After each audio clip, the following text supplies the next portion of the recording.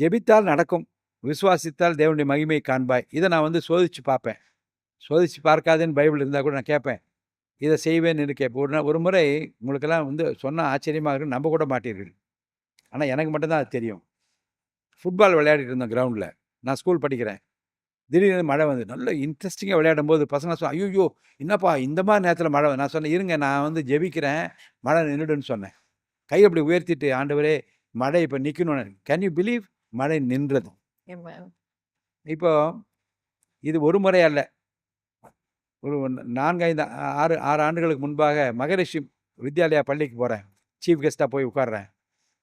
அப்போ அந்த அனௌன்ஸ் பண்ணுறாரு, இப்போது வானம் இருண்டு வருகிறது, ஒருவேளை மழை வந்துவிட்டால் இந்த நிகழ்ச்சி பக்கத்தில் இருக்க ஹாலில் நடக்கும்னாங்க. நான் பேச எழுந்தேன். நான் ஜெபித்திருக்கிறேன், மழை வராது. ஆனால் நான் காருக்கு போகிற போது கார் ஏறும் முன்பாக மழை தூறல் விழும்னு சொன்னேன்.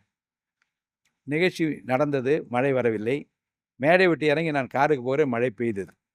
இதை நான் என்னுடைய வாழ்த்தில் பார்க்கிறேன். Little sisters of the poor, என் வீட்டு பக்கத்தில் முதியோர் இல்லை, அங்கே போய் உணவு கொடுத்து கொண்டிருக்கிறேன். எப்போது விருப்பப்பட்டாலும் கொண்டு போய் கொடுப்பேன். உணவு கொடுத்து கொண்டிருக்கிறேன். சிஸ்டர்ஸ் எல்லாம் கையை உயர்த்தி மழை வரப்போகிறது, அவர்கள் ஸ்பெஷல் ப்ரேயர் வச்சுருக்காங்க. அந்த ப்ரேயர் அவங்க சொல்கிறாங்க. சிஸ்டர்ஸ் என்ன சொல்கிறீங்கன்னு? மழை வரக்கூடாதுன்னு ஜெபிக்கிறோம். அப்போ சிஸ்டர் கவலைப்படாதீங்க, நானும் ஜெபிக்கிறேன், மழை வராது சிஸ்டர். நானும் கைகளை உயர்த்தி ஜெபித்தேன். அவங்கள்ட்ட சொன்னேன், சிஸ்டர் யூ வில் சி, மழை வராது. அப்போது இந்த மழை வராது என்று சொல்லி ஜெபித்த உடனே இது மழை வராது இருப்பதை நான் பார்த்தோன்னே எனக்கு என்ன ஆச்சரியம் என்றால், ஊக்கத்தோடு ஜெபித்தால், விசுவாசத்தோடு ஜெபித்தால், கடுகளோ விசுவாசம் இருந்தால் மலையே பெயர்க்கலாம். அப்போ நீங்கள் என்னை காட்டிலும் செய்வீர்கள் பைபிள் ஒரு வசனம் வருது. அப்போ கர்த்தர் சொல்லியிருக்காரு, இதை காட்டில் நீங்கள் அதிகமாக செய்வீங்கன்னு சொன்னாரே. அப்போ அதுக்கு தகுதி உள்ளவனாக நம்மை ஆக்கி கொண்டால் ஏன் அவர் செய்ய மாட்டார் என்று நினைப்பேன்.